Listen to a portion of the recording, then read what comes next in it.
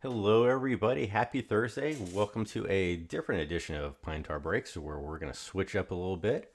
Uh, See Larry in the chat right away. Congratulations, Larry, on the World Championship. I see that in your title as King number one. Um, can you hear me fine? I was having a little trouble with my audio, so it took me a couple minutes to hop on, but welcome everybody. It's Thursday, so we got one more day left in the week. Give everybody in the chat, give yourselves a big pat on the back. Larry says, don't forget to smash that like and subscribe button. If you're new, smash the button. Um, Hopefully, getting back to breaks, maybe in a couple months. Still got some meat left on the plate with helping out my family, and that's why I took a break. But did want to hop on the show and do the show real quick. So, where to start? Right off the bat, we have a birthday in the group, so I always like to give a couple announcements. And a longtime contributor, really nice couple, Michelle and Austin. Michelle has a birthday, so in our tradition of giving some stuff away, the first box we open, even though this isn't a break, congratulations, Michelle. This goes to you guys, and if you want to share the Cubs with Austin, that's up to you. Um, all right, let's get into it. Let's have some fun. Why am I doing this show? Well, there's a few reasons, and again, I'll try and cut my intro a little bit short because I tend to run long. But um, one, it was shown to me a couple years ago, and as a collector, I like money, I like cards. Everybody tries to get by, so it was just a new thing to start looking into, and over time, I realized, hey, the investment for what you're putting into cards, it's a great hedge. I was told earlier on Twitter uh, that cards are more fun. Absolutely, silver is boring. It's completely boring, but it's a strong part of of well, it's a strong part of the economy going for us. Put it that way. So let's get right into it. What is silver? Well, according to Article 1, Section 10 of the U.S. Constitution, silver is sound money. It prevents inflation, and it prevents wealth inequality. And our founding fathers knew this. Um, and to look at, and again, real quick, I'm not a financial consultant. In no way am I a financial strategist. I'm a passionate card collector who collects silver as well, and just thought I'd pass along some good information. So let's get to it again. Let's start with the gold silver ratio. Gold silver ratio right now is down from 106 as of a high recently to 88, which is quite ridiculous when you look at the history of time. Uh, Over the history of time, if you look going back hundreds and hundreds of years, gold to silver was always about a 15 to 1 ratio. Um, and in the gold standard in America, it started out, it was 16 to 1. And in 1944, we had the Bretton Woods Agreement, and that's when gold was the basis of the U.S. money, and all other currencies were tied to the U.S. dollar. So gold was the basis of the U.S. dollar, and all other currencies were tied to the U.S. dollar, and it was 40 to 1 at that time. Silver's peak was in 1980, and you can learn a lot about the Hunt brothers and what they did to try and corner the silver market. But that was in 1980. Silver was 15 to 1. Today it's 80 to 1. So short-term gold predictions for price in the market are around 3,900 today, and the price of gold as of this show was within a few dollars was 33.56 before we jumped on the air. So if you're looking at silver to gold ratio, silver has a long way to catch up to gold, and they're both moving up. So again, over history, it's usually 15 to 1, and right now it's 88 to 1. Both moving up. Silver is going to catch up. Um, and a review plus a little bit here. So historical 15 to 1, the mining ratio on silver is 1 to 7. Above ground ratio is a 1 to 1 estimate. So gold is stored, silver is consumed. It's consumed in many different ways. We'll cover that in a second. Silver mining is a byproduct of other mining. So if silver is in demand, you cannot go out and just mine silver. It's a byproduct of other mining. The needs for silver, car batteries, all your electric car batteries are going towards highly based silver. Military uses an incredible amount of silver. High demand across all manufacturing. Solar panels are eating up silver across the world at a very high clip. China's eating up silver very fast. So, you know, I guess that kind of covers it. You can kind of see that right now it's very undervalued, and there's reasons behind it. I'll add some fun stuff and show you another reason why. Derivatives. So for you who don't know who derivatives are, banks are selling paper silver as silver. So for example, a bank sells 400 people a piece of paper and says you own an ounce of silver. All of that's tied to 1 ounce of silver. So every 400 contracts the bank owns, they only hold 1 ounce of silver. So when people say, hey, I like to collect on my silver, there's 399 people out of those 400 people who are not going to get their silver. If you use a 7-to-1 silver ratio, which is I call the mining ratio, God's ratio, it's reversed. It's 7-to-1 it's 7-to-1 right now coming out of the ground. So if gold sits at 33.50, silver would need to be at, if we're going off, let me take a step back. So the bank is selling paper as silver. They're holding 1 ounce as an example, and they're selling 400 contracts. And that is going off of information that you can find. I think the exact number, and I wrote that down right now, is 363. And I took that off the U.S. debt clock. 363-to-1 ounces, or 3 paper contracts to ounces out there. So if you go 363 times the spot price of silver right now, which is roughly 38.38 at the start of the show, you're going to come up with about $14,150 per ounce per silver. And it sounds great. So these are Lady Liberty Eagle silver pieces.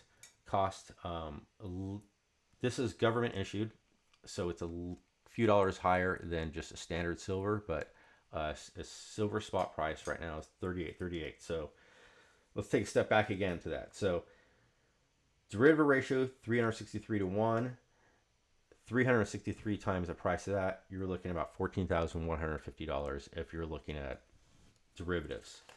And I have one other spot I want to go towards, and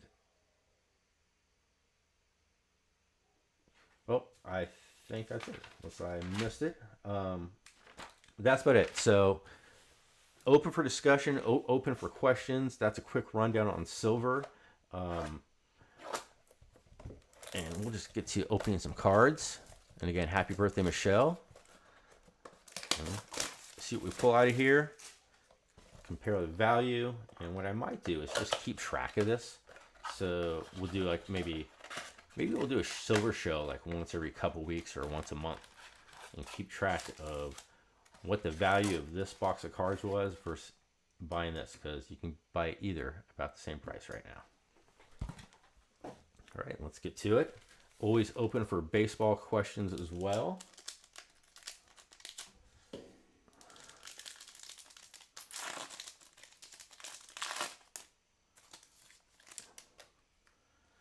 We'll set aside some of the big cards for the prices. So we got Paris, off to a hot start this year, then slowed down. Bo Naylor, Chris Sale, Cade Marlowe, the Sepia, Lane Thomas, and pack number 2.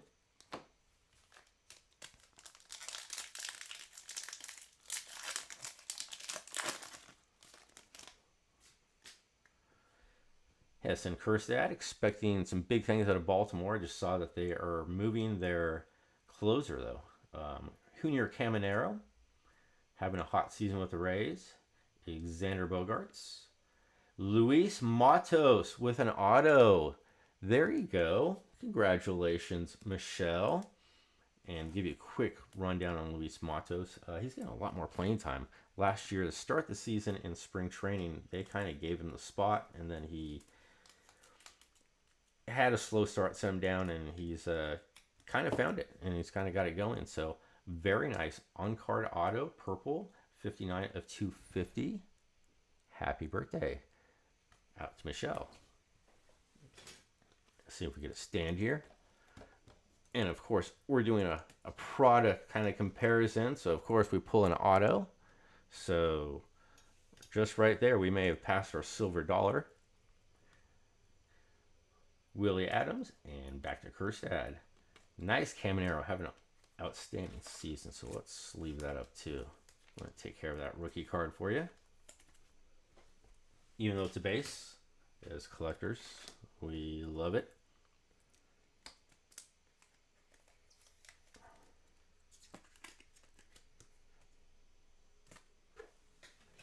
Let's put it aside for the next one.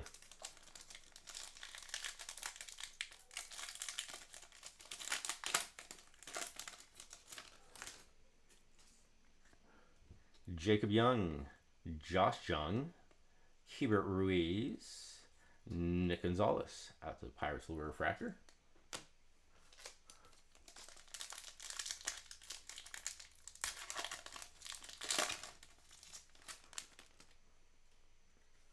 Nice little box so far. Gunnar Henderson, the Rookie Cup.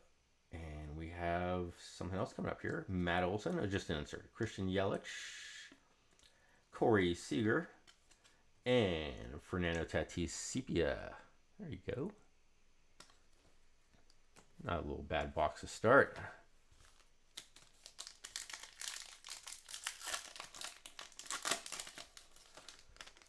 So for all of you guys who are watching the videos, I know there's a few of you who said you wanted to watch it, but you weren't going to be able to make it tonight. After seeing it, if you have any questions, hit me up on the DMs. Parker Meadows, JP Martinez, Anthony Rendon, and little Mike Yastrzemski, Ray Wave, and Luis Arias. That's a nice little pink refractor as well. Fun little box here. And when I started breaking, it was one of the things, I'll get into that a little bit. It was one of the hardest things for me. You get to know everybody, and you have the community becomes small. Started out big, became small. You get to know a lot of people. You get to know their dogs, their family, and a lot of people put a lot of money into it. And as a breaker, you try and keep it low. It was the worst thing is people put money and get nothing back. And then I've had many conversations where people got in contact with me and said, "Hey Jeff, this is getting expensive for me, and you know I love cards and everything, but I'm finding myself throwing money away." Schneider, Royce Lewis, nice to see Royce Lewis healthy. Giancarlo Stanton, and Jordan Balazovic. So it was hard to see them lose money as much as hard for them. It was trust me, it was painful for me too. I was trying to create a fun product here, and that wasn't one of the things I enjoyed. So not to toot my own horn, but I did do this a couple times. I noticed when some people were throwing away too much money, and I talked to them and they'd mention it. So I'd be like, "Hey man, this is how much you put in your break." And there's a couple of people where I tried to turn on to silver about a year ago, and a few people really jumped into it and liked it. A few people didn't really care, but there was a couple people where I would just cancel out their break and send them an ounce of silver and say, "Hey, I went and bought you an ounce of silver with your money. Follow this." And over the past year, it's starting to outperform gold, and we're approaching 39. We're at about $39 an ounce right now. So it's baseball cards is it's fun. It's the best. I'm a passionate collector, but for those of you wanting to get more out of your money, maybe hedge it with a little silver or a little gold. And we're in an economy where silver is being eaten up. It's being mined at a deficit. They're mining it less than it's needed, and you're starting to see that. It's shorted by the derivatives so much that the value of the money is overcoming the shorts, and it's starting to move up quicker. So, all right, let's go box number 2. Right now, I think box number 1 may be in the lead over that silver ounce, but it'd be close. I don't know how much a Luis Motto autograph is going for right there. Maybe $25? We'll see. Okay.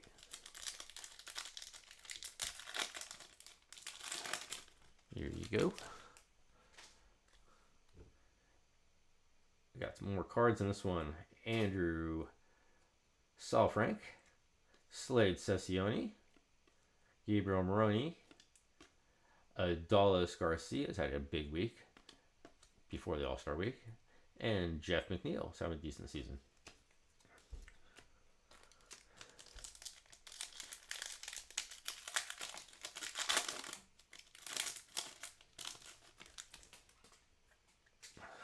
Evan Carter, he's bounced back. He's hitting the ball well after a lengthy stay in the minor leagues, getting over a lot of injuries. Lourdes Gurriel, so I'm still high on Evan Carter. Jake Berger, William Contreras, and that is a sparkly pink mini diamond out of 350. Nice light right there. Joey Meneses, and back to Evan Carter. So even though it's a cool looking card, look it up. I'm sure it's not real expensive. I'm going to go ahead and say the silver ounce is still leading. There aren't derivatives against baseball cards. In fact, they've made millions of them. Wade Meckler, Michael Conforto, Shea Langolier, and we're going to hold this and send this out to Karen Repko, wife of Joseph Repko. There you go. Marco Luciano, and back to the front.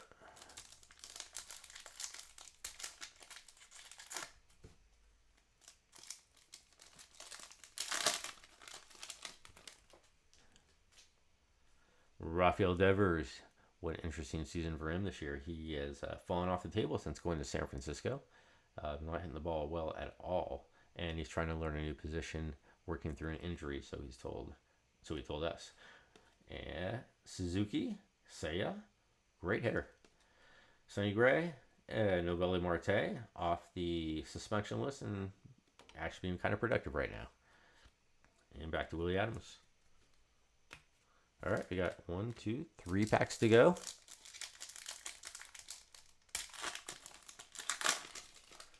And thank you for joining me. 2 ounces of silver versus 2 blaster boxes of chrome. Jose Tena rookie, Henry Davis rookie, Joey Votto, we miss you, Joey. Ryan Castle, Mount Castle, Mount Castle, Ray Wave, and a Paul Blackburn pink. Very nice.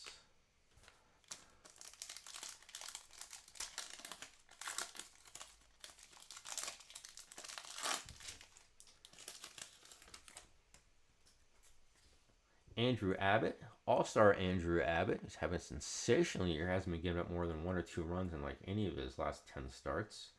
Nathaniel Lowe, William Contreras again, and Carson Spires. And the last pack. So thank you for joining me. Hope the information was useful. Again, happy birthday, Michelle. Austin, hope you're doing well, sir.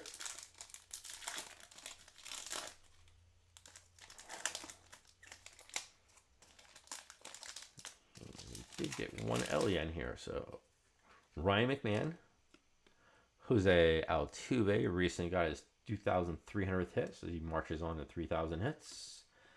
Eduardo Julian, and a Strokes Ellie De La Cruz. Well, there you have it, folks. Hey, my DMs are open. If you have any questions, go ahead and shoot them my way. And that's it. Congratulations on being Thursday and tomorrow being Friday. Hope you guys have a wonderful weekend. And hope to get back to the breaks in a couple months. And maybe I'll see you guys before then. In fact, I have a couple orders from SGC and CGC coming in. The SGC order was childhood cards, so I'm not too concerned about the grades on those, but I may open those boxes for you guys to run it through. So everybody have a great weekend. Thank you so much, and we will talk to you guys soon.